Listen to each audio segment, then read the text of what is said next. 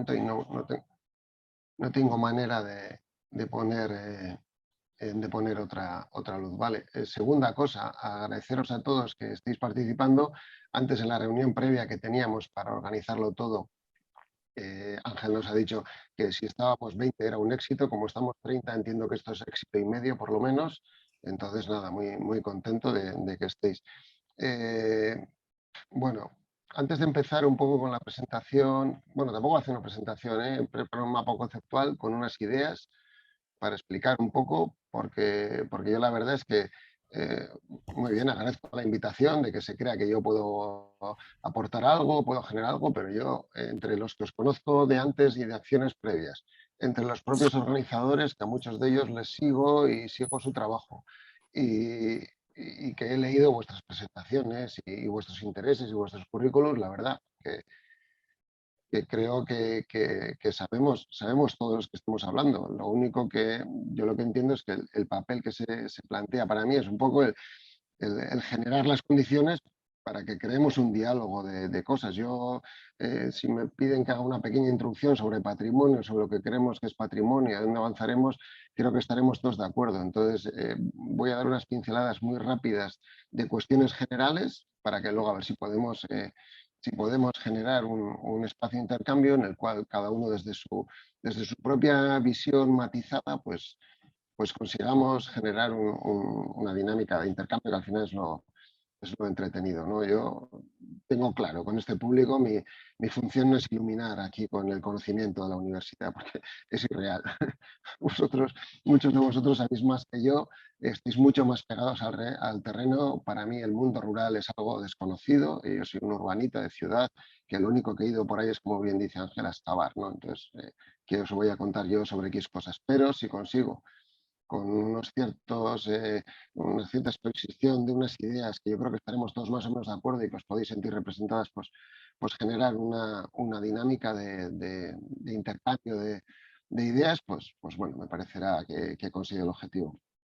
Antes de pedirle a Ángel que, que proyecte durante un momento por lo menos las ideas principales o el mapa este que he preparado para que no nos perdamos, sí que os quería decir, sí que os quería comentar, Ángel ha comentado mi perfil profesional, ¿no? Pero sí un poco la idea del perfil patrimonial, ¿no? ¿Cómo llegamos aquí? Por qué estamos aquí?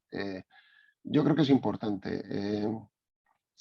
Yo soy hice mis pinitos en arqueología. No, yo fui 10 años arqueólogo profesional, siempre y cuando pongamos profesional entre comillas, porque fui en esos años 90 al 2000, en el cual, pues sabéis que la arqueología de intervención se fue desarrollando por los sitios, mientras que destrozábamos yacimientos y recuperábamos cosas que éramos incapaces de investigar, ¿no? Entonces, todo aquel momento de gestión del patrimonio, bueno, parte de una formación, ¿no? Que luego Ángel también me preguntaba sobre, a ver si hablamos de formación.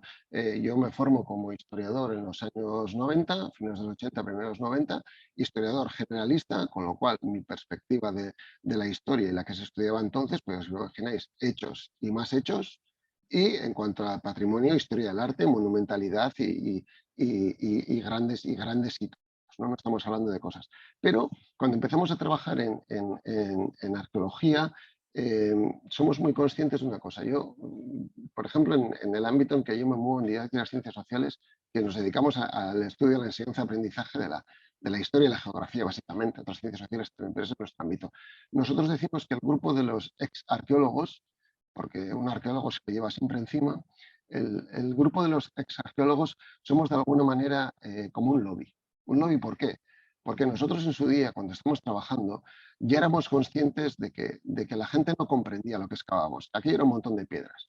Por desgracia, nosotros y todos los de la zona norte, excepto los castros galaicos tan cojonudos que hay por ahí, solemos excavar unas cositas bastante pequeñas, bastante difíciles de ver, que no tienen nada. Entonces, claro, parte de nuestra tarea es intentar convencer a todo el mundo de que eso es súper importante, porque además, claro, cada uno de nuestros yacimientos es súper importante, está mal financiado, eso también lo solemos decir, pero no conseguíamos avanzar de ahí, ¿no? Entonces, sí se va generando esa idea de que el arqueólogo se acerca al mundo del patrimonio porque necesita que la gente comprenda qué es lo que hace.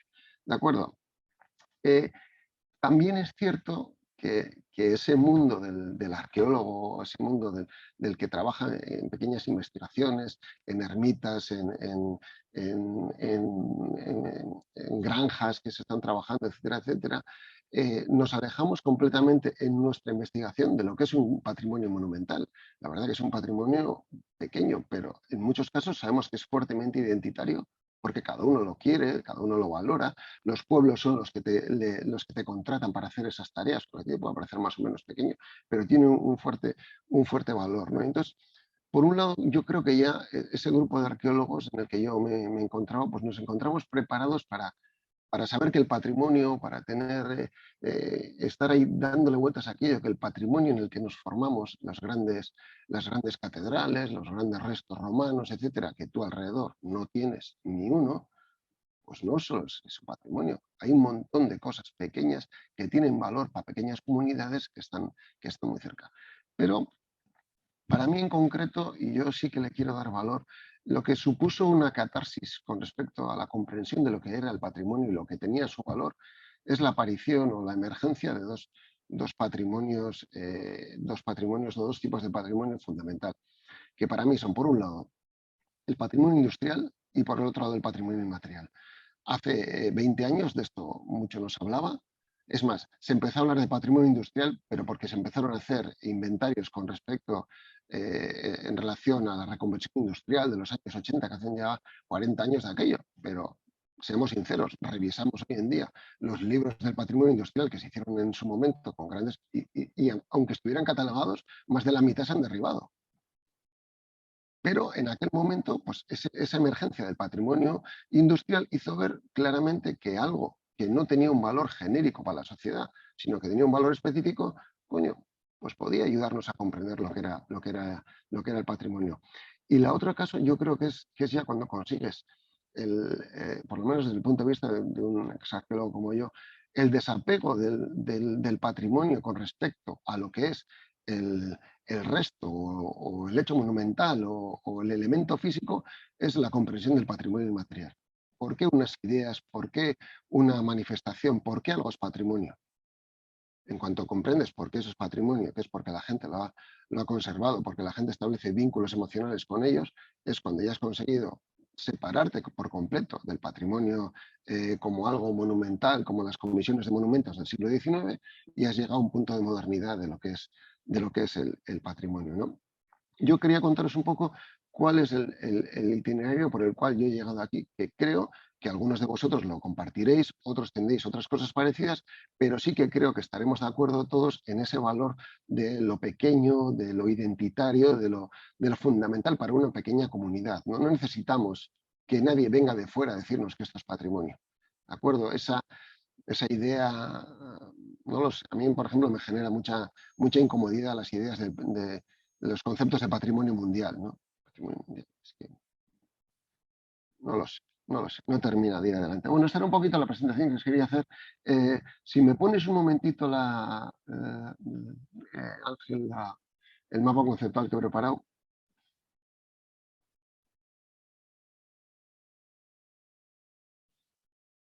Y si ahora lo veis y yo me quedo en una esquinita también, pues lo podríamos hacer, ¿no?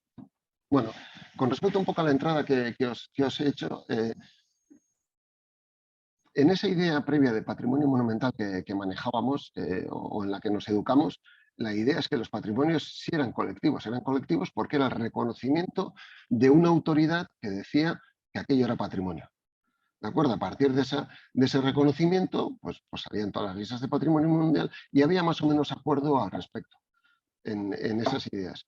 Pero si tenemos la idea de que esos colectivos están formados por individuos y esos individuos al final lo que hacemos es generamos unas concepciones sobre ciertos elementos, o sea, unas concepciones en torno al patrimonio, vamos a ser lo que entiendan esos individuos como personas individuales y lo que entiendan esos colectivos como grupos, lo que entendemos como patrimonio, lo que nos va a hacer trabajar y nos va a hacer avanzar en torno a lo que sea una idea general de patrimonio, ¿no? Esas concepciones que tenemos en torno al patrimonio, lo que nos van a hacer es, si las vamos compartiendo, van a ir generando unos vínculos, ¿vale? La idea esta de vínculos va a ser luego la idea central en cuanto es la idea en esta idea moderna de patrimonio, que si queréis luego, yo habéis abajo planteo unas preguntas de la Convención de Faro o la educación patrimonial o la secuencia de patrimonios que tenemos ahí también, que trabajamos nosotros. Si partimos un poco de la idea de la Convención de Faro, la Convención de Faro nos vino a decir que esas ideas de esos vínculos que generamos con los elementos patrimoniales son los que finalmente nos van a permitir trabajar y poder valorizar todas esas ideas, todos esos entornos patrimoniales o todas esas, no sé cómo decirlo, acciones o actividades que realicemos en torno al patrimonio. Los individuos y los colectivos inician procesos de patrimonialización. ¿Qué quiere decir?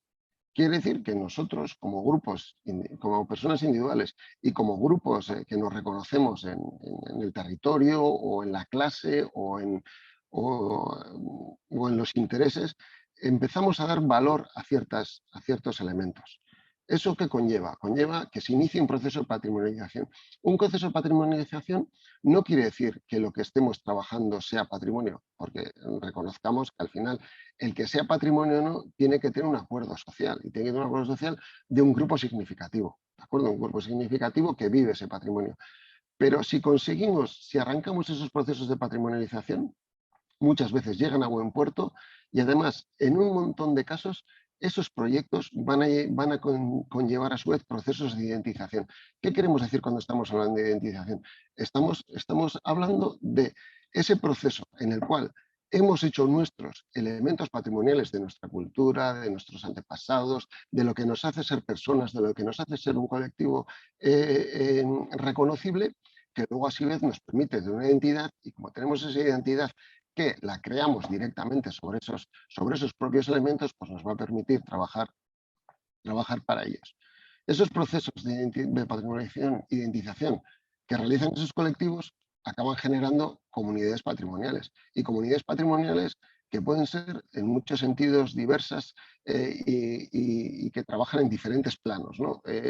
Esas comunidades patrimoniales que son territoriales, que pueden ser nuevamente sobre elementos específicos, sobre periodos artísticos o sobre elementos lingüísticos o sobre lo que queráis, que no son otra cosa que grupos de personas que en torno a un hecho patrimonial pues trabajamos y volcamos toda nuestro interés o nuestra fuerza o nuestras ganas, ¿no?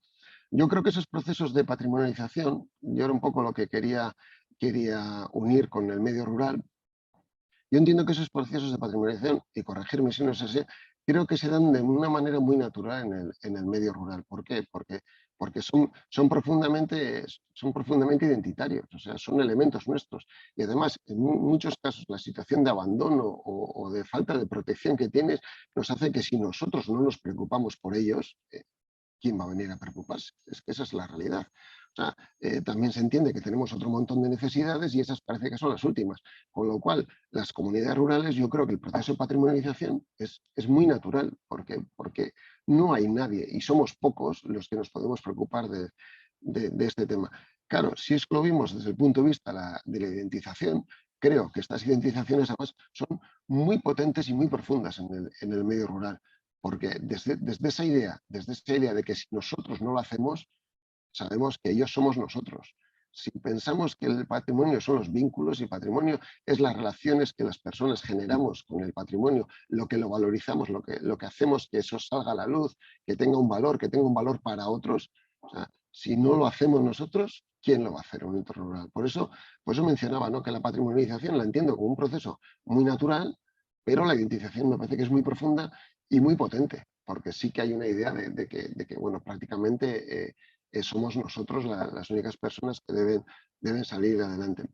Entonces, la idea de las comunidades patrimoniales lo que nos viene a decir es que estas en el medio rural y en cualquier otro sitio, pero en el medio rural deben ser unas herramientas para el desarrollo. Y esas herramientas para el desarrollo y toda la idea de patrimonio que hemos comentado hasta ahora, pues yo creo que la entroncamos muy bien con lo que sería la convención de Faro, ¿no? La convención de Faro tiene cuatro o cinco ideas. La convención de Faro, aunque parezca mentira, se redacta en el año 2005. no es antes, pero se redacta y el proceso de entrada en vigor es a partir de 2011. Es más, España no lo ha ratificado hasta 2018. O sea, no penséis que estamos hablando de algo que sabemos porque nosotros llevamos tiempo trabajando sobre ello.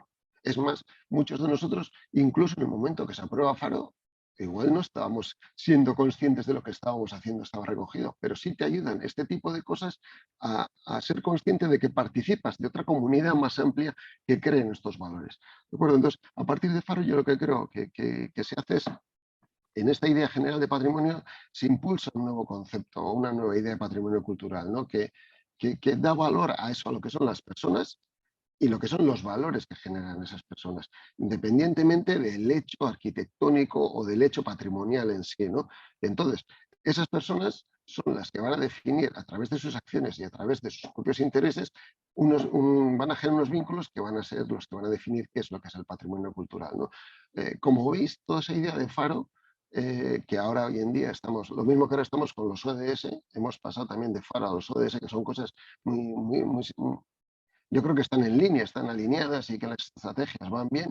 Lo único que hacen es muchas veces nos quedan muy lejos, parece que están muy lejos de nosotros, pero cuando te pones a leerlas con un poco de oído dices, bueno, si esto lo llevamos haciendo nosotros, con matices, con cambios, siempre aporta alguna pequeña cosa, ¿no? Y yo creo que parte de lo que nos decía Faro a los que nos dedicamos exclusivamente al patrimonio, y que no es el caso de los agentes de desarrollo rural, es que esta actividad patrimonial, este patrimonio cultural, ha de estar al servicio de no solo el desarrollo sostenible, sino de la mejora de la calidad de vida individual y global de la gente que vive ese patrimonio, que cuida ese patrimonio y que trabaja en torno a ese patrimonio, ¿no? Entonces, esa situación de poner el eje en las personas, el eje en lo que los vínculos que creamos las personas con respecto al patrimonio, es lo que nos permite pues alejarnos un poco de la idea de qué es lo que es el patrimonio monumental, el patrimonio, el hecho físico, y centrarnos un poco en esos vínculos, ¿no? Me gustaría que pensarais cada uno de vosotros por qué estáis aquí, no aquí, sino por qué estáis en este mundo del patrimonio, qué es lo que os trajo, qué es lo que os llevó, y luego cuáles han sido vuestros mayores hitos en un cierto momento, ¿no? Decir, oye, ¿qué supuso para mí un cambio? ¿Por qué me enganché a esta dinámica? ¿Por qué empecé a trabajar por cosas? Porque yo tengo claro que el perfil de los que trabajamos el patrimonio, todos estamos altamente motivados y creemos y tenemos una serie de valores sociales. No es que seamos mejores personas que los demás, pero sí que creemos que tenemos que cuidar algo que si no lo hacemos nosotros, pues vaya, ¿no? Alguien tiene que hacerlo. Y tampoco creo que nuestra voluntad es sacrificarnos por la sociedad, sino lo que queremos hacer es convencer a la gente de que esto tiene valor, ¿no? Entonces, el futuro del patrimonio, de esta concepción actual del patrimonio, ¿por dónde va y por dónde quedaría un poco la idea de la educación patrimonial? Pues debería ser en cómo vamos a generar esos vínculos, cómo vamos a hacer que la gente se vincule con su patrimonio, cómo vamos a hacer que la gente disfrute, defienda, comprenda todas sus ideas de patrimonio y cómo vamos a hacer que eso, además, sea motor de desarrollo, que creo que en el medio rural es uno de los elementos principales que nos puede ayudar, ¿no? Yo creo que las ideas de patrimonio y qué patrimonio utilizamos y por qué, pues deberían estar en ese entorno. Eh, También os he dejado ahí al margen lo de la secuencia, la SSP, que es la secuencia de sensibilización del patrimonio, que es una cosa que desarrolló Laia Fontana en 2003 y que llevamos trabajando desde entonces, y que si queréis luego trabajaremos un poco más adelante o haremos una idea, ¿no? Que es una idea tan sencilla como que el patrimonio, pues esa secuencia exige primero un conocimiento, las cosas que conocemos, luego nuestra propia necesidad nos exige comprenderla, y a partir de que las comprendamos entramos en una dinámica ya emocional, ¿no? Si las comprendemos podemos respetarlas, si las respetamos es porque las valoramos, si las valoramos estamos sensibilizados y nos dedicamos al cuidado de ellas, ¿no? Si estamos en el cuidado pasamos al disfrute y en cuanto disfrutimos transmitimos. Y si transmitimos ya estamos generando otra vez el ciclo hacia el conocimiento, ¿no? Entonces, esta idea de la secuencia de sensibilización patrimonial yo creo que también es una herramienta que puede venir bien y puede ayudarnos en esta idea pues de definición de patrimonio y de trabajar en torno al patrimonio y más de estos nuevos patrimonios que yo creo que hay que hablar en plural en vez de en singular. Y no sé, creo que habla muy rápido, que Julia no me habrá entendido nada y no sé si queréis alguna otra cosa. Muy bien, Alex, pues para empezar, ahí es nada, lo que nos deja. Supongo que yo he tomado muchas notas para comentar si es necesario y seguro que el resto de la gente también. Damos paso a Julia, ¿te parece? Y nos contextualizas un poco vuestro proyecto dentro de todas las cuestiones, como ha comentado Alex. Bueno, nos intentamos centrar, como no, en el medio rural, pero claro, de esta teorización de todas las comunidades patrimoniales y de esa bajar a tierra Faro, hay una cosa muy interesante, que es que, como ha dicho Alex, hay una serie de gente y de redes creadas previas a Faro, que no le llamaban Faro, y con un compromiso también, digamos, ecosocial, y que tampoco le llamaban ODS, ni sostenibilidad, y ya lo llevaban, sí, en diversas redes y proyectos como el que tiene Julia. Así que, bueno, ya nos cuentas todo tuyo, Julia. Muchas gracias. Buenas tardes a todos y todas. Entonces, estoy Julia, encargada de desarrollo de proyecto Fenêtre sur le Paysage en Francia. Estoy con Amanda Díaz, que es mi colega, que hace mucho también para facilitar el vínculo con España, porque viene de España. No sé si quieres presentarte también. Nada, me llamo Amanda y soy vecina de Cantabria. Y estoy aquí solo para facilitar el intercambio de lengua hoy. Entonces, trabajamos por Derrière le Hublot. Derrière le Hublot, rápidamente, es una asociación artística y cultural en el medio rural, en un pueblo que se llama Cap-de-Nac-Gare, que tiene como 5.000 habitantes. Es una asociación que existe desde 25 años alrededor de un proyecto de un festival de creación en el espacio público, de acciones culturales y de mediaciones con habitantes para trabajar alrededor de la emancipación de la gente y con la gente y participar y crear una dinámica cultural en el medio rural. Hace como 4 años empezamos a trabajar alrededor del Camino de Santiago, porque el Camino de Santiago pasa cerca de nuestro pueblo, como a 10 kilómetros, y que hace un momento que vemos como crecer la frecuentación. Hay mucho más de gente cada año, no como en España, pero como 15.000 personas por año en nuestro territorio. Y entonces eso nos hace preguntar muchas cosas alrededor de las preguntas que ha dicho Alex, alrededor del patrimonio, porque en Francia, como en España, pienso, hay un discurso muy fuerte alrededor del patrimonio o del turismo y alrededor del camino, pero realmente no hay vínculo entre el camino, los habitantes y los peregrinos. Y eso para nosotros era un poco raro, ¿no? Hay como el mundo entero que pasa en el Camino de Santiago, pero no se hace vínculo y diálogo con los habitantes, un poco con los restaurantes, hoteles. Hay una importancia muy fuerte económica, pero no tan social. Y como nuestra experiencia también fue de ver que la gente de aquí a veces no conoce el camino, no conoce sus paisajes, no conoce su patrimonio, pero la gente que viene de Japón o de Estados Unidos sí. Entonces era como un poco muy raro y queríamos crear un vínculo fuerte entre la gente. Como también las preguntas eran también como decía Alex, cómo el patrimonio y cómo el camino puede hacer un desarrollo, estar motor de desarrollo en el medio rural, cómo podemos vincular como vínculo social con el patrimonio también y vínculo cultural. Y entonces todas preguntas con estas preguntas hemos dibujado el proyecto Fenêtre sur le paysage. Fenêtre sur le paysage, queríamos invitar, porque es también nuestro trabajo principal, artistas a intervenir para dar su mirada contemporánea en el patrimonio, en el camino. Y para nosotros el patrimonio es como vivo, ¿no? Y entonces, claro que el Camino de Santiago es Patrimonio Mundial de la UNESCO, itinerario cultural del Consejo de Europa, pero nosotros que vamos a dejar también como patrimonio en el camino, y qué podemos contar, qué podemos crear, pero que podemos crear también con la historia, con el territorio, con los habitantes, con los paisajes del camino.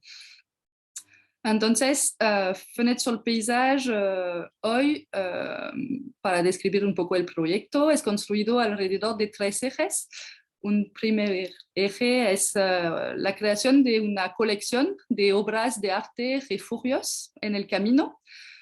Estas obras de arte, la explicación de obras de arte refugio es que no son solo obras que no sirven a nada, que no son como obras en el paisaje, pero que tienen también como un uso.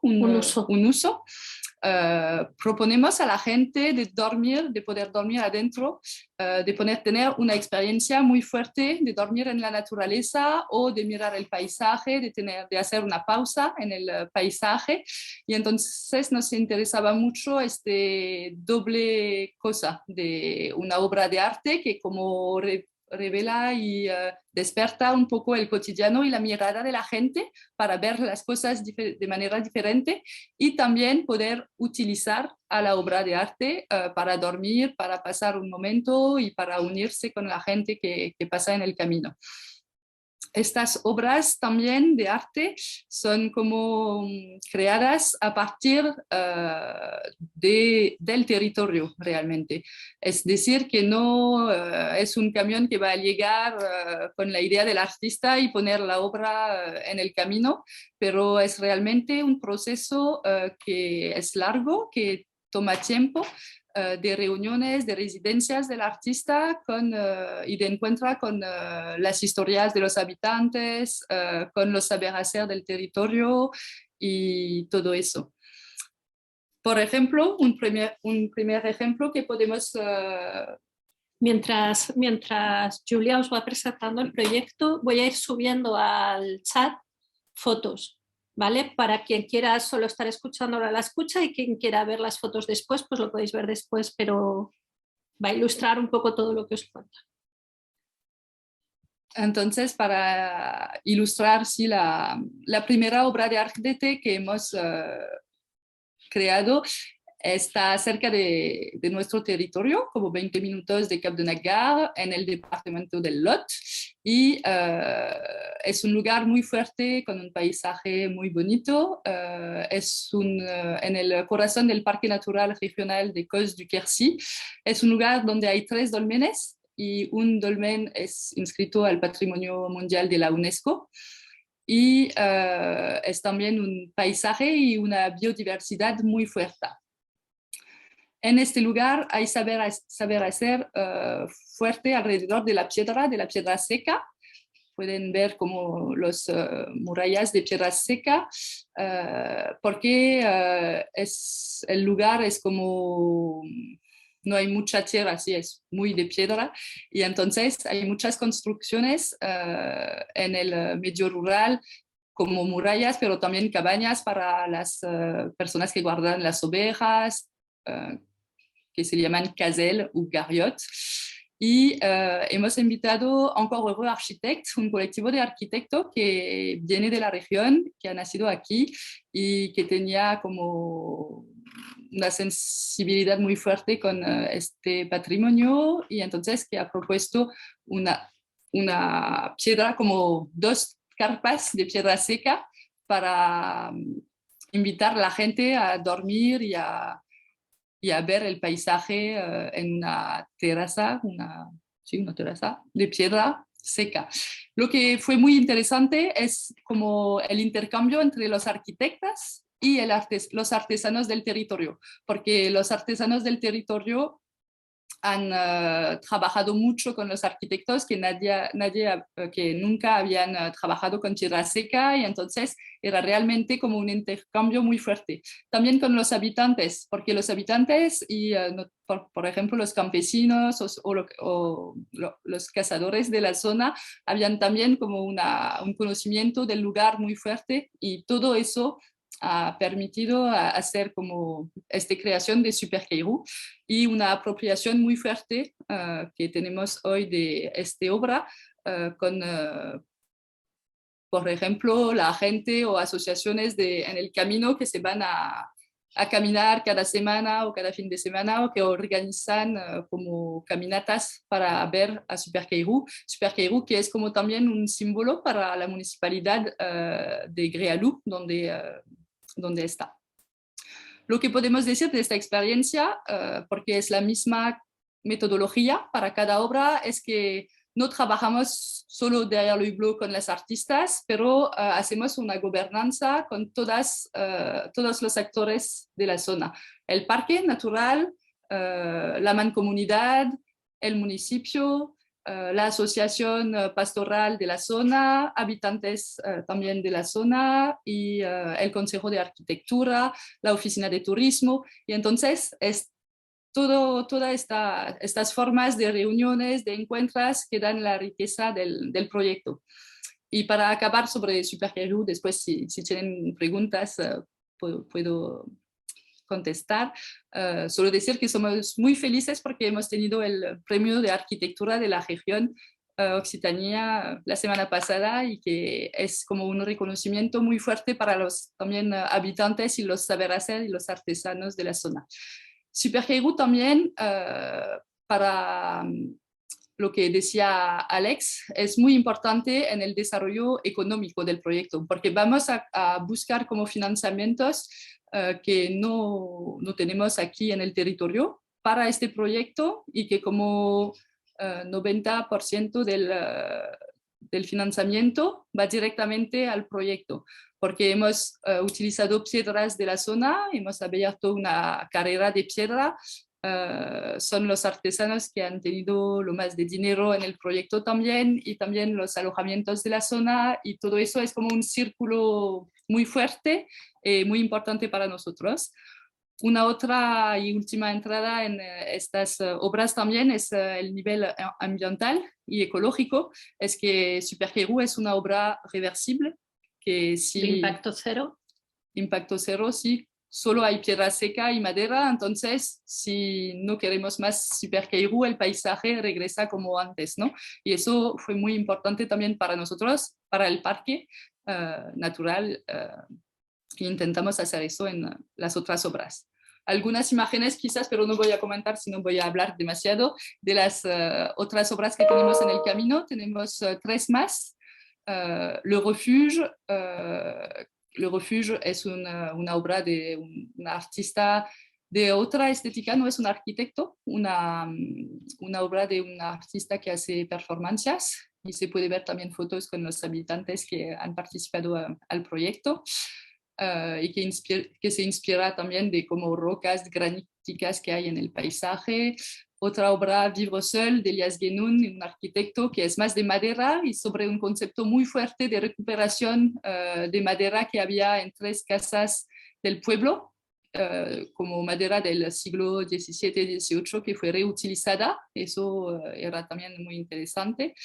Y quizás una última obra que es un poco diferente de las obras de arte refugio, pero que es interesante también como el patrimonio material y inmaterial, como un clin d'œil. Como un guiño. Sí, como un guiño a los campesinos también, y a cómo trabajan y transforman sus herramientas. Es la citerneli. La citerneli es como una tonelada de agua que hemos... Tonel de agua. Un tonel de agua. Una cisterna de agua antigua. Que hemos trabajado para hacer como un lugar más, un alojamiento un poco artístico, pero también más confortable, más es otra forma de imaginar motores de desarrollo y otros públicos que se quieran acercar al paisaje, y en este caso sí que la invitación es claramente para poder dormir de una forma confortable, pero aquí donde está igual la idea de vínculo y de motor de desarrollo es que es toda la posibilidad de cómo en un momento dado el arte, estas transformaciones pueden ser apropiadas, en este caso ya no por la mancomunidad o por las instituciones, sino por personas que quieran gestionar ese tipo de negocio, digamos, donde no tiene las fórmulas habituales que el turismo, ¿no?, sino que se puede también reinventar. Pero digamos que detrás estaba la forma de cuestionar o de invitar a repensar todo el diseño posibles de motores económicos, ¿no?, que ya existen en el camino, pero cambiarlos a través de una intervención artística. Da un poco de fechas, porque igual Super Kairú nació durante el confinamiento, no estamos hablando tampoco de Sí, claro, es muy corto el tiempo. Super Kairú nacido en 2020, en mayo, y entonces tiene como una temporada de verano y que permite de ver que había mucha gente que viene para compartir y para descubrir esta obra, para ver también que hay una apropiación también del turismo y de las oficinas de turismo que organizan cosas alrededor de eso. Las otras obras, las 3 obras que han visto después, son más de 2021, se acaban como en septiembre. Para seguir sobre los otros ejes del proyecto, hay estas colecciones de obras de arte refugio, pero hay que son como tiempos muy largos, y también hay tiempos más cortos de eventos artísticos, de espectáculos en el camino o de caminatas artísticas, también para crear vínculo social, para descubrir juntos también las obras de arte y para tener como perturbaciones artísticas en el paisaje, y para juntar gente que no va a veces ver como proposiciones artísticas, pero que van a querer caminar y a descubrir de manera diferente su territorio. El último eje del proyecto es también son también como creaciones in situ. Eso es que el proyecto hoy está en un territorio largo en la región Occitania, como hay 20 actores en el proyecto, y queríamos también hacer vínculos en este camino y en los territorios diferentes. Entonces hemos propuesto a una compañía de arte de colectar cantos de los habitantes y de los parajos en el camino, para hacer escuchar los idiomas, los acentos que hay en el camino, de la gente que vive aquí, pero también de la gente que vive allá y en el mundo entero, para tocar como la universalidad del camino.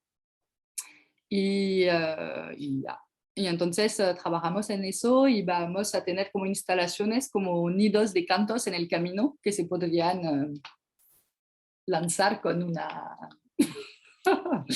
no sé cómo con una manivela. Sí, con una manivela. Solo para, Derrière l'Hublot está a la iniciativa y a la construcción de todas estas comunidades, digamos, que hay detrás, o bien de cada obra, que cada vez es una nueva, aunque la metodología que inicia Derrière l'Hublot sea la misma. Por supuesto que se crea una comunidad diferente alrededor de cada obra, alrededor de cada territorio, y una vez que la obra está terminada, Derrière l'Hublot no gestiona cómo y qué tiene que pasar con la obra. Julia hablaba todo el rato de apropiación en el sentido positivo de que exactamente es lo que tiene que pasar, que Derrière l'Hublot llega, comparte unos años de proyecto y se va en el momento que es el territorio el que se apropia totalmente de cómo y qué va a pasar de eso, y para el público es gratuito. No hay ninguno, excepto la Cité Ornali, que como decíamos es otra proposición, y cómo puede haber un retorno económico más preciso en el territorio, ¿no? Con otras dinámicas, para entrar ya igual en metodologías o en cuestiones que os preguntáis también de cómo se gestiona esto. Y entonces hay un mantenimiento que asume la municipalidad. Y también es una aventura que inició de Ayala & Bloom, pero que desarrollamos con la agencia del Camino de Santiago de Compostela, la Agence de Chemin de Compostela en Francia. Y también eso es importante porque en Francia es un poco difícil a veces tener como vínculos y proyectos de los poderes públicos y de las artistas o de las estructuras artísticas. Hay como una mirada un poco rara que no permite hacer proyectos comunes a veces. Y entonces este proyecto muestra que podemos trabajar juntos con diferentes ejes ambientales, económicos, artísticos, culturales, y que es una fuerza y queremos seguir en este camino también. Entonces puedo acabar ahora y no sé si hay como podemos tener como preguntas o precisiones en el proyecto. Ponéis que tenéis problemas para descargar en el chat. Están todas en el chat. Si aún así tenéis un problema, la cuestión era que enviaros el PDF con todo pesa muchísimo, pero no hay inconveniente en compartirlo por otras vías que gestionará Ángel para que lo tengáis más adelante. Eso es, todos los materiales los que nos pasen nos los hacemos llegar a los correos. Creo que ha sido Leire que preguntaba un poquito más arriba, que no había oído bien, si podéis repetir en lo que se ha convertido el bidón de agua. Si puedes abrir la foto lo vas a entender perfectamente, si no podemos enviaros más. O sea, esto eran como tanques de agua, la palabra sería tanque, ¿vale? Industriales, que están en el mundo rural pues para el ganado, para el campo, para lo que sea. Entonces, dentro es como una habitación de lujo, o sea, en el sentido de que es ultra confort. Se ha reconvertido como con madera, la cama está bien. Cuando hablo de lujo y ultra confort no hay que pensar en el Hilton, hay que pensar que las obras de arte refugio de las que os estamos hablando, realmente puedes dormir, pero es como dormir, bueno, pues porque no te vas a mojar, pero está el frío, están abiertas, o sea, entonces esto no es ese nivel de rústico, sino que realmente duermes en una habitación. Es verdad que no tiene baño con agua, sino que es un toilet ¿cómo se dice? Vamos, eso, como el baño al lado, ¿no? Sin agua. La ducha lo mismo, la ducha es de recuperación de agua con agua fría que te tienes que dar fuera en la calle, o sea, no es un ultra confort. Pero sí puedes recargar pero el teléfono. Sí que, exactamente, puedes tener luz, duermes tapadito y la puerta es como un gran ojo de buey que no está cerrada y que realmente la primera ubicación aquí donde ha estado daba a un lago donde es como una observación de pájaros brutal, solo que tú estás ahí como en un interior acogedor. Este lugar no se eligió solo por la pertinencia del paisaje y porque está en el camino, sino porque en ese territorio hay unas chicas jóvenes que se han instalado hace muy poquito justamente con una idea y con un negocio en torno a la hostelería pensada para los peregrinos, pero pensada realmente desde el principio muy en ecofeminismo, yo diría, y en cómo integrarse en la zona, como que todo sea local, que todo sea respetado, y era una forma de dialogar con ellas. Y ellas han hecho el primer retorno de problemas de gestión que implica la cisterna. Entonces, para explicaros también la importancia, o yo creo que otra cosa es el valor del experimento. Funcionan muchas cosas y hay otras que no funcionan de entrada de juego, pero es necesario el experimento para poder ir afinando. Perdonar. Y respecto a este bidón, la gente que duerme paga por ello, o sea, es como un alojamiento turístico, una experiencia, digamos, ¿no? Y la gente paga un dinero, ¿no? Vale, gracias. Solo lo mismo, la idea es que no sea gestionado por Derrière le Blog. En este momento lo tenemos que hacer porque la estructura económica de las chicas no lo permitía, pero la idea no es beneficiarnos económicamente, sino que en un momento dado la autonomía genere dinero, como lo que has dicho, como una experiencia de turismo para la zona. Tenemos un par de preguntas, casi cerramos con vuestro proyecto. Una de Esther, de cómo viven los habitantes del territorio estas intervenciones. Habéis hablado de su participación, pero ¿podríais dar ejemplos? Gracias y felicidades por el proyecto. Sí, lo que podemos decir es que los habitantes son como incluidos en el proyecto cuando empieza el proyecto. Entonces, hay realmente reuniones públicas al principio del proyecto cuando queremos hacer una obra de arte refugio en un municipio. Después podemos decir que depende de la municipalidad también, ¿no? Y de cómo el alcalde quiere desarrollar el proyecto en su pueblo.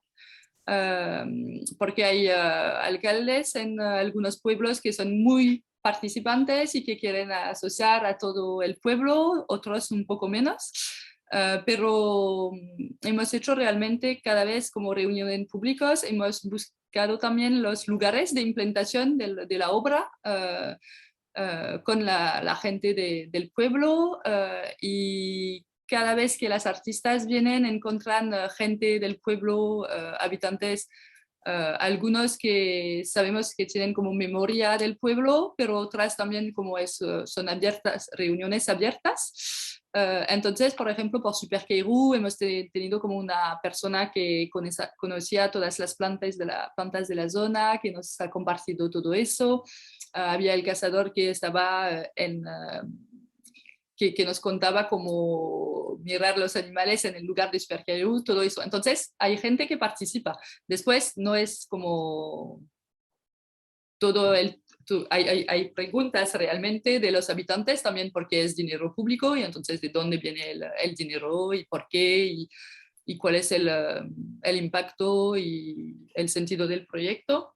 Y por eso es tan importante cuando Julia habla de que el proyecto tiene diferentes ejes y que en contrapunto de trabajar la construcción perenne de obras, llegamos también con propuestas efímeras que sí que crean el encuentro, el momento de fiesta, sí. y que aparte de... No hemos entrado en el detalle de lo que hace el proyecto, pero, y no tenemos aquí fotos, por ejemplo, se ha instalado en muchos pueblos Motion of the Moon, que es una instalación de un artista inglés, que es una representación de la luna a escala a partir de los mapas de la NASA, y es una obra que ha dado la vuelta al mundo y que prácticamente se ha visto en todas las capitales de los países más importantes del mundo, pero que no llega a los pueblos de 200 habitantes. Entonces, es esta también reconocimiento del mundo rural de poder acercaros a las propuestas efímeras que acercamos. Son propuestas que sí que requieren mucho, o medios económicos más importantes de los que estamos acostumbrados a llevar a los pueblos, pero el retorno es muy importante, tanto en nivel de conocimiento como de posibilidad en ese momento de identificación, un poco también con lo que hablabas en la presentación, ¿no? O sea, son momentos que en un momento festivo, porque nos ligamos a la fiesta del pueblo, creas más identidad y eso permite poder hablar y poder intercambiar sobre el sentido de la obra que ha estado antes.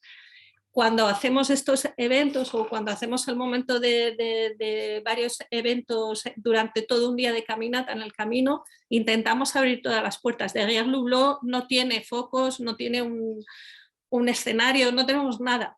Todo esto nos lo tenemos que hacer y ahí está el trabajo de mediación y el trabajo de crear vínculos. Porque tienes que abrir las puertas de los habitantes, tienes que abrir la puerta de los ayuntamientos, tienes que abrir la puerta de todo el mundo para hacerte ayudar, pero en ese hacerte ayudar es donde poquito a poco creas vínculos y el hecho de que haya varios ejes hace que lo que no has conseguido por uno igual lo reatrapas por el otro, ¿no? Había una pregunta de Pérez Pereira que yo creo que habéis contestado con esta segunda intervención, que dice que entiendo que las acciones se definen para los habitantes en primer término. de las cuales participan y disfrutan los visitantes, con interrogación, ¿no? Felicidades por el proyecto tan integrador. Y también podrían desarrollar un poco más cómo se financian, es uno de los temas recurrentes y que muchas veces no entramos al problema, y sí que es inspirador ver cómo hacéis la pata esa sostenibilidad social y medioambiental, la habéis desarrollado, y la financiera, la económica, en parte también. No sé si tenéis algo más que añadir. Para el financiamiento se puede decir que en francés decimos une usine à gaz, no sé, es muy complicado, pero interesante también y un proceso fuerte también en el proyecto. Es que primero Derrière le Hublot tiene como financiamiento porque es como una escena nacional con una apelación del Ministerio de la Cultura, y entonces tenemos financiamiento del Ministerio de la Cultura, de la región, del departamento, de las mancomunidades y de la municipalidad donde estamos. Pero después, por este proyecto, vamos a buscar como dinero y en diferentes niveles en la región. Todavía Occitanie, que ha tenido como una convocatoria alrededor del patrimonio mundial de la UNESCO. Entonces hemos contestado y eso es un financiamiento muy importante. Y después tenemos más como financiamiento del mundo del desarrollo territorial. Y eso es lo que es interesante también, es que este proyecto, como está muy transversal, podemos hablar de todo, ¿no? De ecología, hemos dicho, de género, del medio rural, de desarrollo económico, turístico, de aventura artística. Y entonces cruza como todas las políticas públicas de Francia o de los diferentes niveles administrativos. Y también de la Unión Europea trabajamos mucho, y eso es lo que es un poco complicado a veces para la tresorería. Para la cash, digamos, para la caja, para el cotidiano, ¿no? O sea, cómo tienes que anticipar en este caso. Tenemos mucho dinero que va a llegar un Sí. día, Entonces pero te lo tienes que gastar ahora, ¿no? Claro, entonces es el programa LEADER y tenemos como proyectos de cooperación entre diferentes territorios, como 6 proyectos diferentes, pero que permiten realmente de contestar a estrategias públicas en nuestros territorios y también de buscar dinero de la Unión Europea.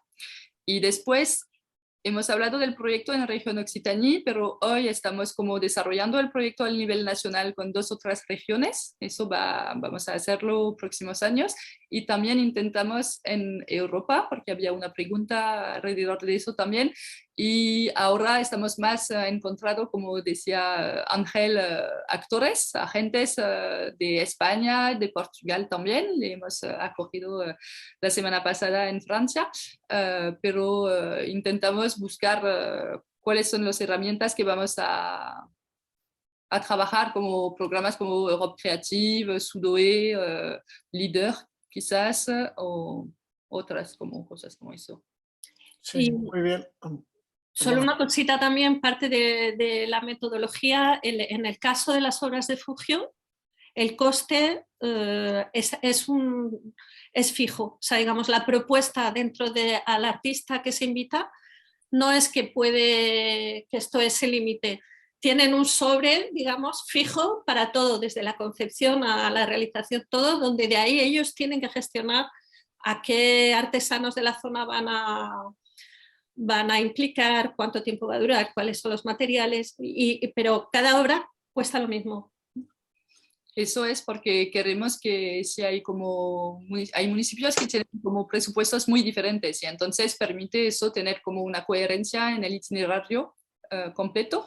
Y no he dicho, pero en los financiamientos hay también los municipios, pero depende de los municipios y las mancomunidades del proyecto y el parque natural.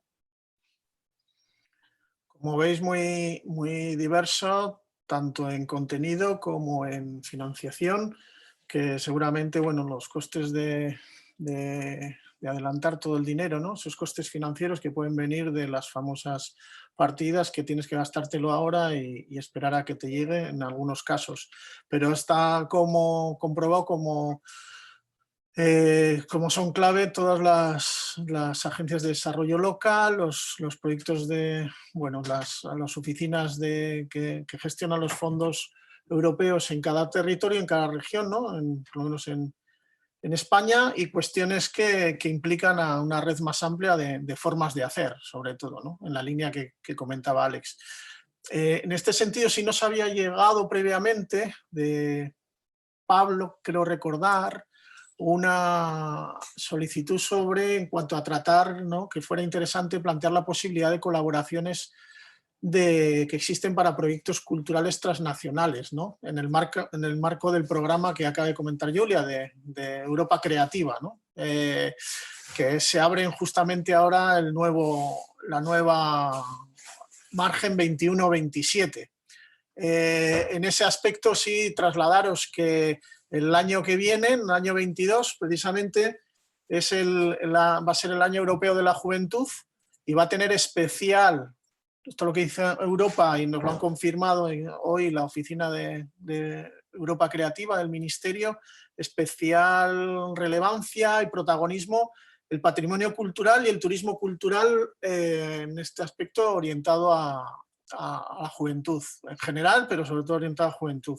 Entonces, bueno, entran todos temas de custodias del territorio que igual son los enfoques que nos atañen y que de todas formas nos han dicho desde la oficina de Europa Creativa del Ministerio que cualquiera que tengáis proyectos o ideas o dudas en su web, estarían encantados de contestar las dudas y hacer sugerencias y poderos, bueno, pues un poco hacer de mentoring.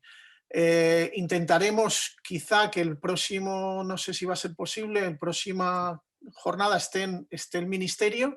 En Bilbao creo que no van a coincidir, pero quizás seguramente en la siguiente online que tenemos de Cantabria sí estarán para los demás. Y bueno, ahora la pelota está en vuestro tejado. Nos hemos comido más del tiempo que teníamos previsto y os hemos comido tiempo a vosotras como digo, a las personas asistentes, pero me gustaría evidentemente daros la palabra, aparte de las preguntas que habéis metido en el chat.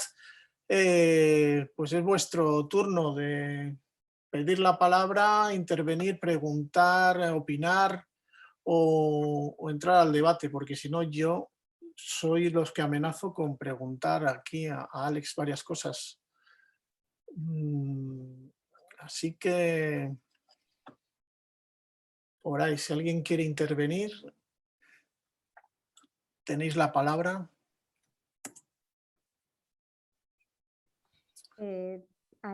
Ángel. Sí. Ángel, ¿me escucháis? Adelante, Aichane, vale, sí. Vale. No, yo quería preguntarle a Julia Steiner, supongo que como las intervenciones artísticas, bueno, primero felicidades, conocía el proyecto porque la oí en Cantabria, no me acuerdo dónde estuvo ella y contactamos. Supongo que como, bueno, hay muchísima creatividad, que eso es lo más importante que dicen todos los filósofos, sociólogos y todo. Hoy en día la creatividad es importantísima para cualquier proyecto cultural y os felicito. Lo que quiero saber es, aparte de los acuerdos que estáis llevando con otras regiones francesas y que comentabas que se podía hacer algún tema transnacional, si os habéis planteado, o sea, supongo que vuestra presencia aquí tiene que ver con que queréis establecer alianzas con alguno de los territorios del Camino de Santiago. Si es así, que creo que será, ¿por dónde se empieza a trabajar? Buena pregunta. Gracias. Hemos empezado a trabajar con Amanda porque Amanda antes estaba como en Santander y nos había invitado con Ángel y María Montesino con la red PECA para presentar el proyecto. Entonces, primero fuimos, como hace 2 años, pienso, más en una presentación del proyecto para hacer conocerlo. Pero hace 2 años no teníamos las obras de arte. Hoy tenemos como la colección de obras de arte. Es por eso que hemos intentado compartir e invitar a actores y agentes españoles y portugueses en Francia la semana pasada. Primero para como hacer conocer el proyecto, pero también intercambiar sobre los ejes que pueden como unirnos, ¿no? La idea no es como hacer como una copia perfecta del proyecto en España, pero quizás con los actores, los agentes que trabajan en el camino, inventar juntos un proyecto de cooperación.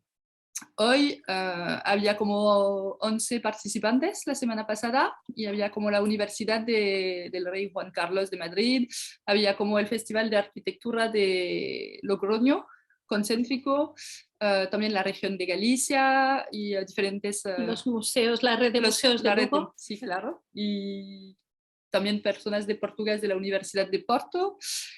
Y entonces hemos empezado a imaginar conexiones, como por ejemplo primeros intercambios un poco más ligeros con Erasmus Plus, con estudiantes, pero también como un comisario artístico.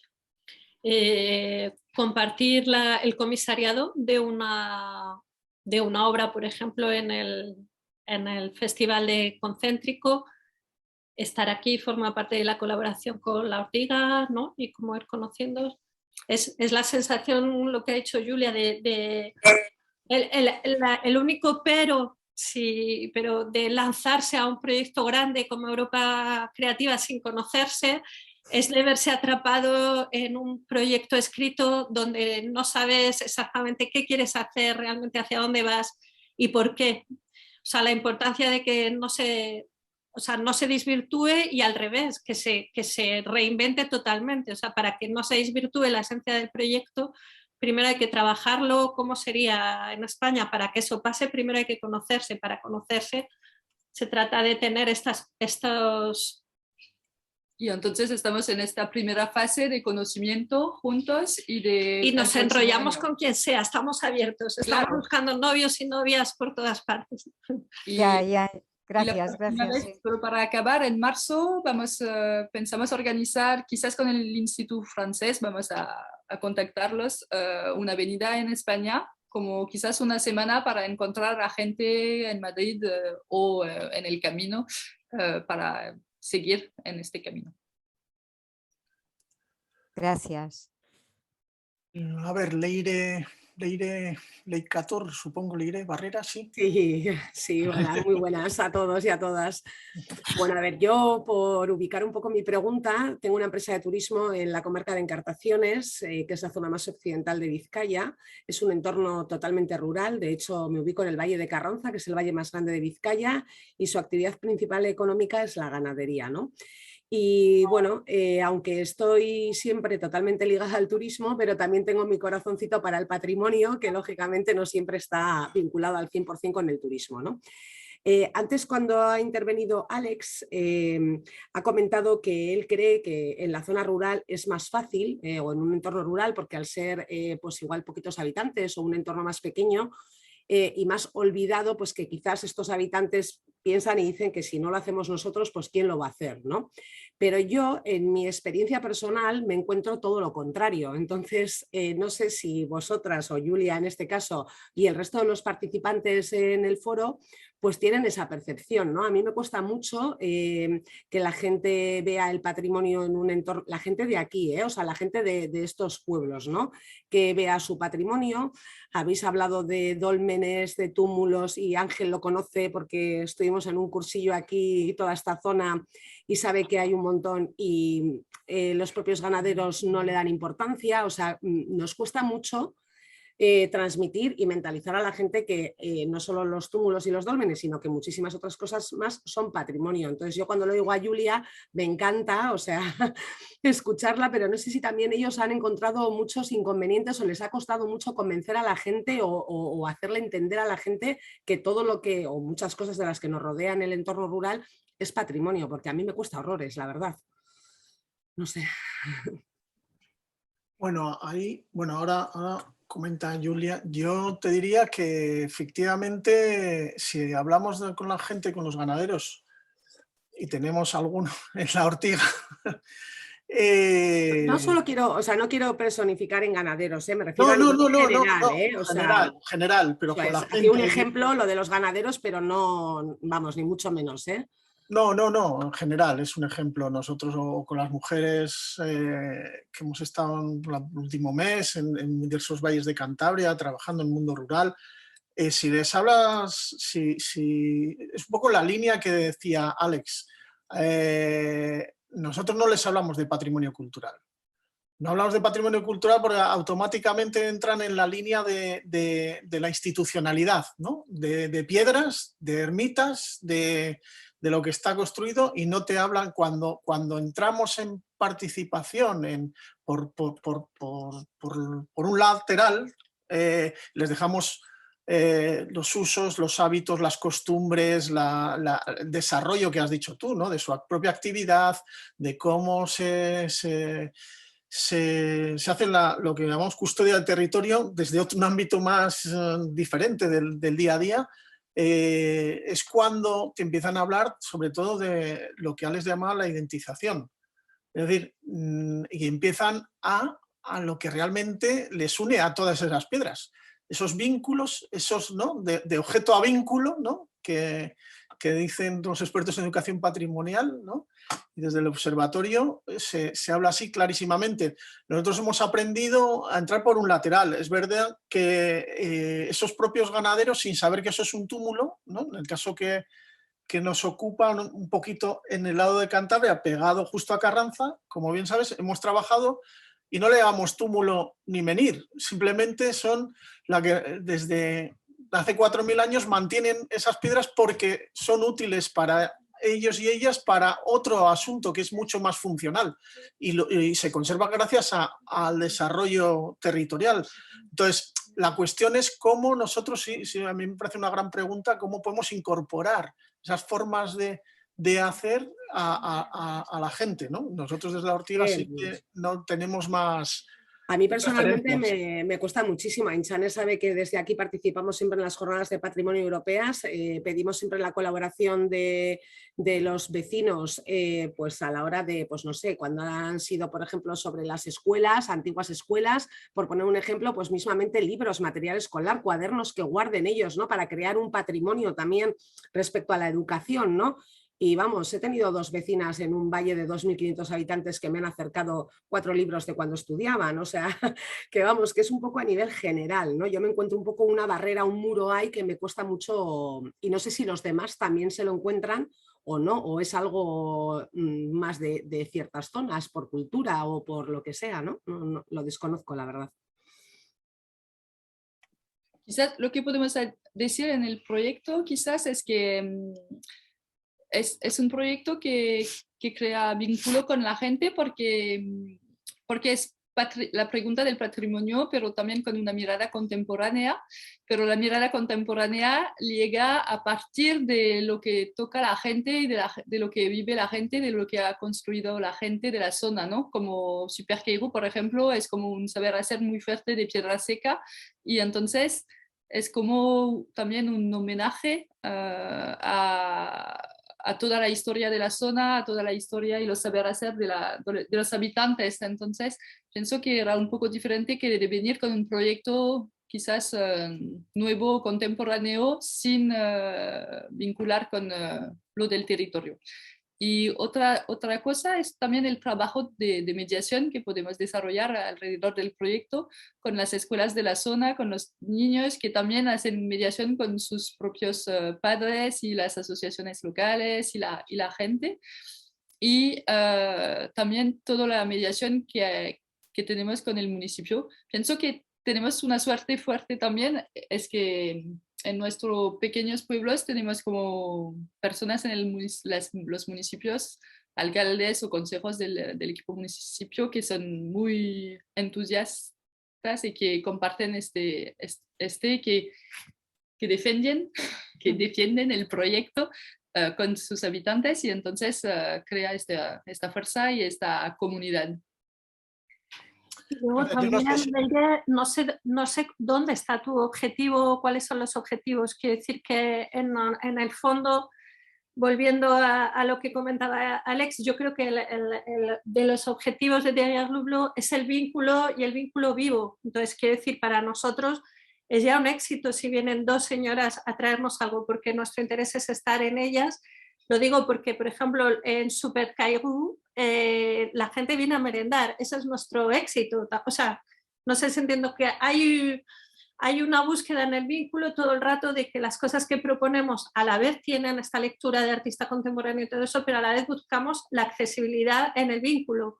Proponemos muchas cosas en torno al comer, al hecho de vincularnos por compartir un momento de comida. Eso es fundamental en el trabajo que hacemos. Entonces, igual es también dónde está tu objetivo. Ya. Bueno, a mí en concreto me cuesta marcarme objetivos de ese tipo porque veo una reacción un poco negativa, ¿no? Por parte de, o sea, entonces, plantearme llegar a hacer algo, pues me cuesta ponerme esos objetivos porque ya parto de una base un poco negativa en ese sentido, porque las veces que hemos intentado hacer algo, pues es que al final te quedas como muy pobre porque no obtienes una respuesta positiva por parte de la gente, ¿no? Entonces yo también parto de esa base. Pero bueno, yo os he escuchado, he visto vuestro proyecto, me parece una pasada, pero vamos, si yo planto un bidón como el que habéis plantado vosotras allí para dormir, para que la gente se aloje o para que vivan esa experiencia, pues no sé, quizás no tuviese esa reacción tan positiva por parte del entorno, ¿no? Pero igual me estoy equivocando, no lo sé. Yo voy a aprovechar para hacer propaganda de la sesión de Aintzane de la semana del mes que viene, porque creo que la clave de todo esto os la va a dar muy bien Ángel Portolés. Al final lo que estamos hablando es de creación de comunidades. Si la comunidad de base no admite la situación, porque yo no he dicho que es más fácil en el medio rural, he dicho que es más natural, porque realmente los que nos preocupamos del patrimonio somos muy pocos en el medio rural y en el medio urbano. Lo que pasa es que en el medio urbano, como somos más, parecemos más. O sea, lo que es más natural. Y luego la clave es que si el proceso no es un proceso interno, no es un proceso de valorización y de identificación, por muy buena voluntad que haya, no deja de ser un ovni que aterriza. Entonces, pues puede que les motive, ¿no? Entonces, la clave siempre va a ser una comunidad patrimonial, una comunidad de base que quiera colaborar y que quiera trabajar. Entonces, ahí es donde no tienes que rendirte y donde no tienes que, esto no funciona o ya funciona otra cosa. Encontrar la tecla, encontrar las personas que quieran hacerlo. Yo creo que la sesión de Ángel, de la semana que viene, de Ángel Portolés, del mes que viene, perdón, yo creo que será esclarecedora en esa dinámica, ¿no? Y unirlo un poco con todo lo que estaba comentando Amanda, ¿no? ¿Cuál es el éxito? Claro, acaba de poner a Amanda el listón, diríamos que muy, muy bajo, ¿no? Es que han ido a merendar, joder, pero es que has conseguido que la gente se implique, o sea, no tienes que cuantificar en que han ido a merendar 18, sino que has conseguido que una semilla se plante y germine, y a partir de ahí, si tu interés es la comunidad local, desarrollo local a través del patrimonio, pues ya se empezaba a trabajar. Yo creo que por ahí tienen que venir los tiros, y no te animaría a que no te desanimes.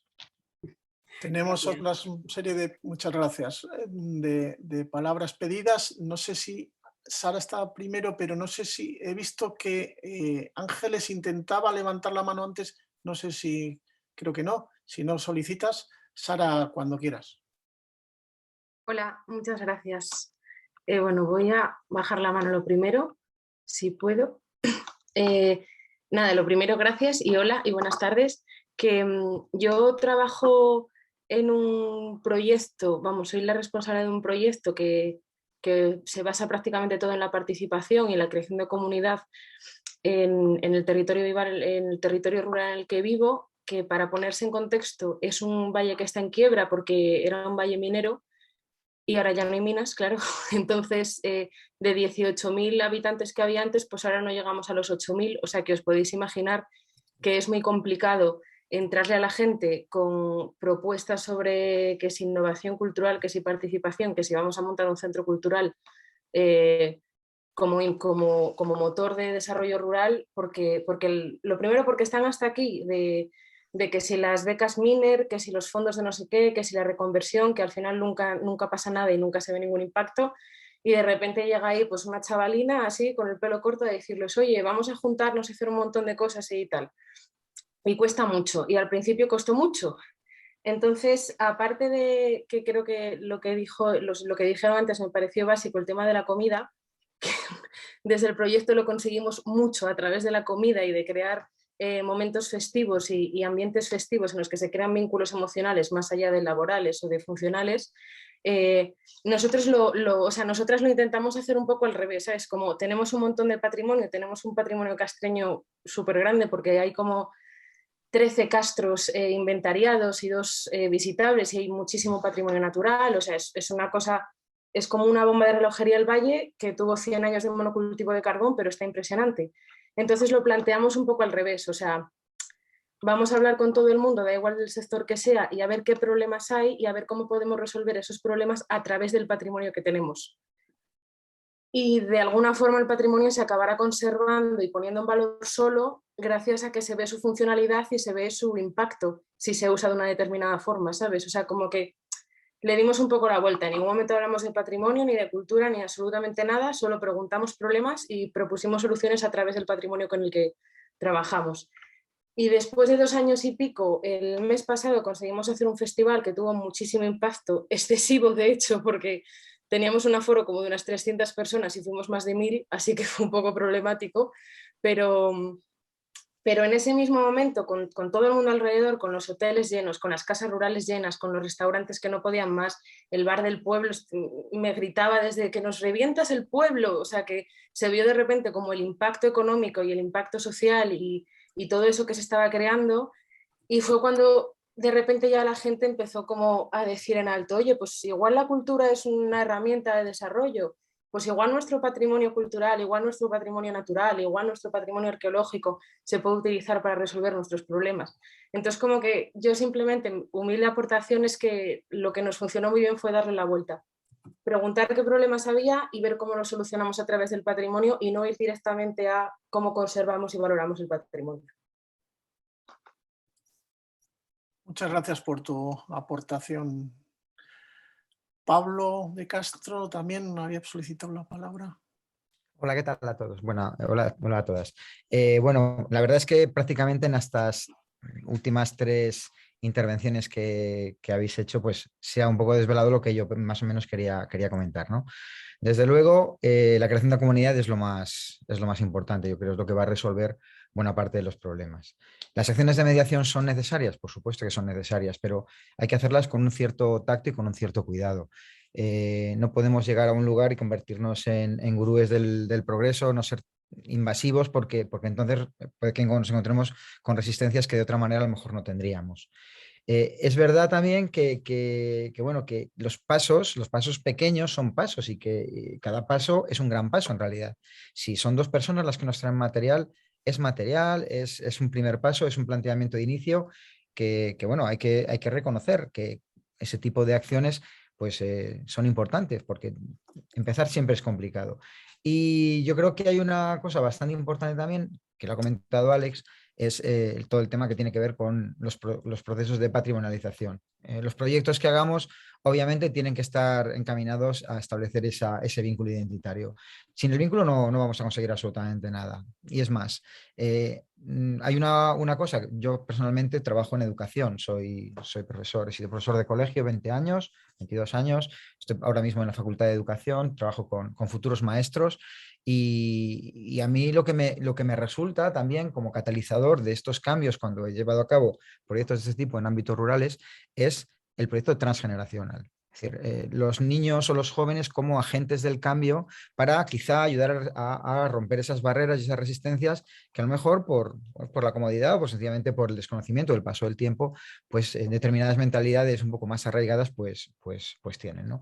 Entonces, trabajando con esos chavales, con esas chavalas de edades juveniles, es posible que podamos atraernos a sus padres, que podamos atraernos a sus abuelos o que sean ellos a lo mejor los que con su propio dinamismo favorezcan el cambio también, ¿no? Y desde luego la conservación integral del patrimonio, como decía Sara, es un elemento fundamental. No se trata solamente de conservar el patrimonio, sino de convertirlo en un activo. El activo pasa por conservarlo tal cual está o sencillamente dotarle de una función diferente para que tenga, digamos, ese sentido dentro de la comunidad. Y aprovecho para felicitar a Julia por el proyecto, que es estupendísimo. Y de hecho, nosotros tenemos un proyecto está en ciernes todavía, que es algo similar, que es a través del andar dinamizar un ámbito rural, pero creo que hay muchas conexiones y me voy a mirar tu proyecto de arriba abajo para ver qué puedo sacar. Enhorabuena y gracias a todos, a todas. Muchas gracias, Pablo. Nos comentaba que ya no estamos fuera de hora, pero bueno, estamos aquí, la verdad que la cosa está muy bien. Dalia, yo no sé si he entendido lo que has escrito en el chat sobre las resistencias, las formas y estrategias para implicar a la población local, que es un poco lo que estábamos hablando, entiendo que sí. Bueno, ya nos lo dices, Dalia. Esther ha pedido la palabra, sí. Esther Serraz, cuando quieras. Bueno, muy breve, que ya sé que nos vamos de hora. Yo quería comentar, bueno, primero, Alex y Julia, muchísimas gracias, me han encantado vuestras ponencias. Y en el contexto un poco también de lo que comentaba Leire, bueno, yo vivo en Camprovín, que es un pequeño pueblo que no llega a los 200 habitantes en La Rioja Alta, pero que tiene un festival de arte, que es Camprovín Arte, y en el que este año hemos lanzado un ecomuseo. Y esa ha sido mi introducción al mundo del patrimonio. Y en concreto en este pueblo, el patrimonio material no era, bueno, había una iglesia, ¿no? Pero no había lo que normalmente piensas que es patrimonio, y conectaba mucho con lo que decía Alex de la identización, porque realmente a lo que apelábamos era muchísimo al patrimonio inmaterial, a todo lo que tenía que ver con, incluso cuando era el material, lo asociábamos siempre a las historias de la gente. Y creo que eso hizo que funcionara, bueno, empezamos en enero y terminamos en septiembre, y estuvimos hablando con gente hasta el último minuto, y bueno, vamos a seguir haciéndolo porque por supuesto tiene más fases. Pero a lo que voy es que la manera en la que intentábamos entrar en esos contextos era conversaciones con las mismas personas que a lo mejor estabas durante 8 meses hablando con ellas, no les mencionabas la palabra patrimonio, sino que les estabas pidiendo que te contaran su vida. Y algo que nos funcionaba súper bien, por ejemplo, era recurrir a fotos, ¿no? Y que nos contaran sus historias a través de las fotos, y a través de eso teníamos los aperos, las labores, hablábamos mucho de los saberes, los sentires e incluso los lugares, ¿no? Si hablábamos de tuferas, que aquí en La Rioja son muy comunes, era siempre a través de las historias y de las anécdotas. Y eso hacía que incluso la gente que de primeras podía ser reticente, ya veis que es un pueblo muy pequeño, entonces no podíamos contar con mucha gente, pero una vez que si tú salías a la calle y te ponías a hablar con gente y esperabas a que llegaran otros paisanos y paisanas, al final las conversaciones ocurrían. Y es verdad que luego hicimos un documental y está todo registrado más en vídeo, y a lo mejor ahí sí que había más reticencia, pero algo que hicimos que funcionó muy bien es que, como considerábamos que los conocimientos eran de naturaleza oral, ¿no? Ese es el conocimiento campesino, todo tenía que estar grabado en audio. Entonces, todo lo que volcamos después en la web estaba también en audio, y no, más allá de pedirles permiso, no había más requisitos que pedirles a estas personas. Sí que tuvimos un par de personas que eran auténticas enamoradas del patrimonio, ¿no? Que sí que te sirven de guía y que son una luz, pero incluso las que no, también, creo que también hay que entender que no saben que lo que ellos y ellas han vivido es valioso.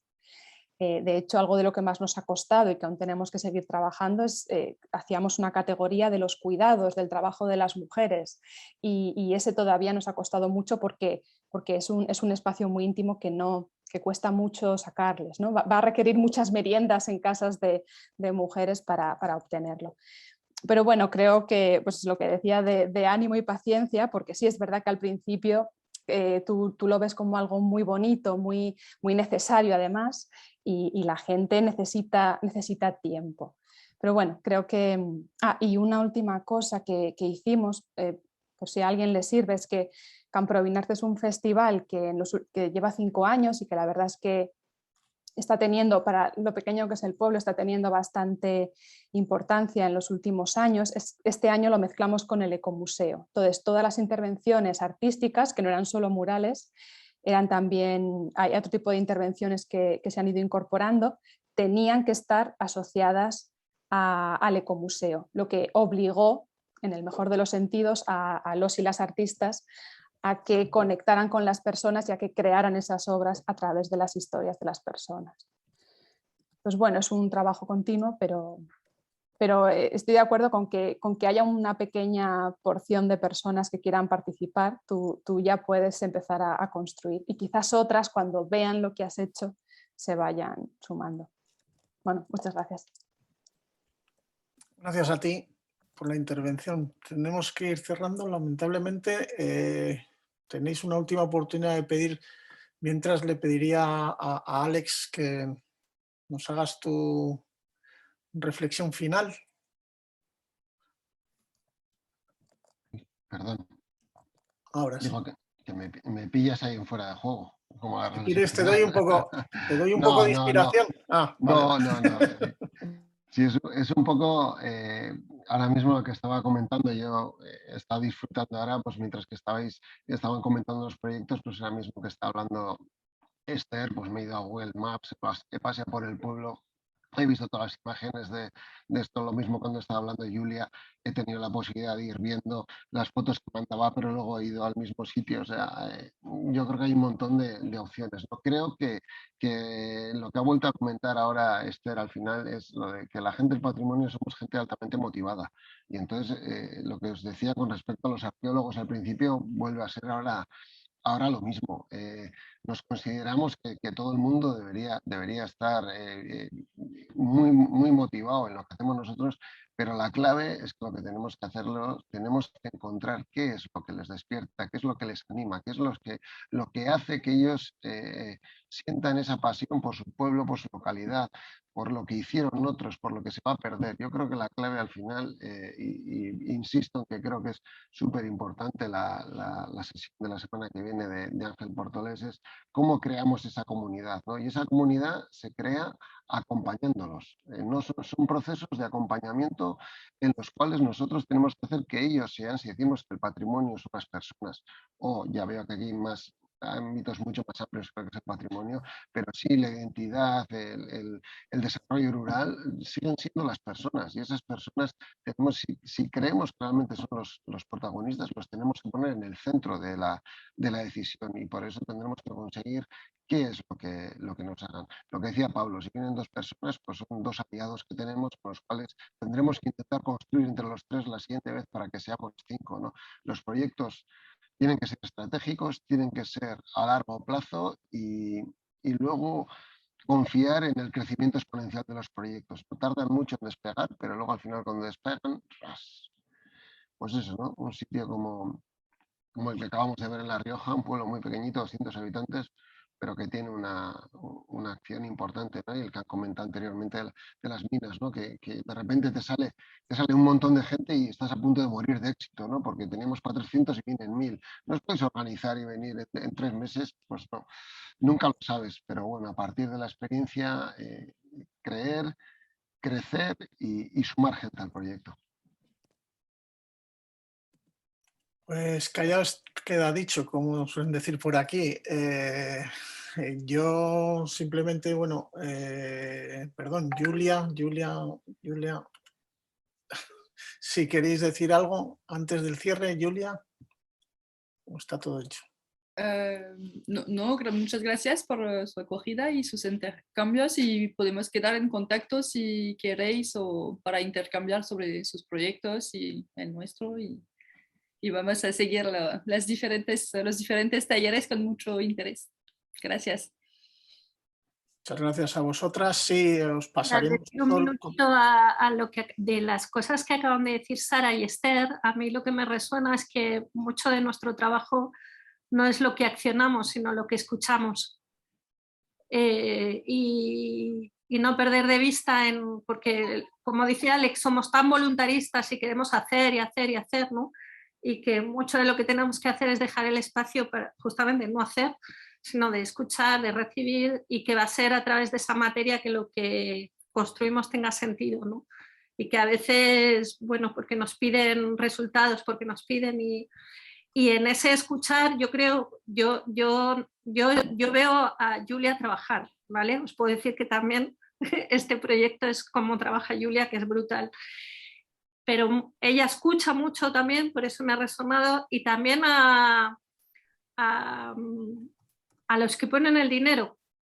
O sea, quiero decir que creo que es importante lo que pedimos y por qué lo pedimos, pero cuáles son las necesidades de nuestros financiadores, no para hacerles, no sé cómo decirlo, no es para decir, vale, voy a hacer lo que tú pides, pero ahí es muy importante el diálogo y la escucha. ¿Cuáles son sus problemas? ¿Cuáles son sus... Sí, la pregunta de la confianza. La confianza, exactamente. Para construir en el largo plazo es... Y también de los tiempos informales con la gente. Es que en este proyecto hay mucho tiempo que no se pueden ver, que no son en reuniones y compartimos un montón de comida o de tiempo juntos y de todo eso. Y eso hace que cuando después organizamos como una reunión en julio en Superkeiru, hay 50 personas que vienen y hay todo el mundo y que es un momento muy fuerte también con emoción y que cuando trabajamos en el proyecto y que hay como un alcalde que está llorando al final del proyecto, es muy fuerte porque no fue convencido al principio y que más que todo era como el proceso y la aventura humana que queda. No es la obra artística, pero es toda la historia que fue construida y eso es el patrimonio y eso es la fuerza del proyecto. Genial, pues muchas gracias, chicas, a vosotras. Enhorabuena por el trabajo. Muchas gracias, Alex, por los conocimientos, ponernos en contexto. Y como dice él, yo os invito a todas a participar las que podáis físicamente el 20 de diciembre en Balmaseda, en el Museo de la Encartada, en Vizcaya. Hay muchas, ya casi cerca de 40 inscritas, personas inscritas, así que espero que podáis asistir. Las que no, intentaremos grabar la sesión y poderlo compartir. Y de todas formas, todos los materiales que se generen, estéis en una sesión o en otra, pues os lo haremos llegar. Y cualquier duda al revés también, que nos podáis hacer llegar también, porque nos solemos adaptar también a los perfiles que hay en los contenidos. Hemos contado, como habéis visto, con dos grandes expertos y expertas aquí, pero con los que contaron las siguientes sesiones. En las reuniones previas de trabajo se dijo que nos amoldábamos más a los perfiles que de los inscritos, de los que estabais interesados en estas temáticas, y por eso solicitábamos ese campo de motivaciones para asistir, que nos está siendo tan útil. Así que os animamos a seguir mandándolos. Y yo solo como final, siempre que me toca coordinar unas cosas, hago un pequeño homenaje a una amiga que empezó a trabajar en esto y que ya no está aquí, que es Araceli Corvo, y siguiendo sus enseñanzas hago mis mapas de palabras. Así que ahí va el que yo solo soy mero transcriptor que habéis dibujado entre todas, ¿no? Itinerario, motivaciones, arqueología, lobby, comprender, patrimonio cultural, industrial, inmaterial, identidad, valores, comprensión, vínculos emocionales, identización, comunidades patrimoniales, conocimiento, comprender, respetar, valorar, sensibilización, cuidado, disfrute, transmisión, procesos de participación, patrimonialización, desarrollo territorial, gobernanza, encuentros, compartir, felicidad, sostenibilidad, transversalidad, ecología, feminismos, cuidados, transgeneracional, ánimo, paciencia, conocimientos, saberes, sentires, estrategia, crecimiento, tiempos informales, confianza, trabajo, diálogo, escuchar y, por supuesto, personas. Así que muchas gracias y nos vemos en la siguiente. Gracias a todos. Muchas gracias.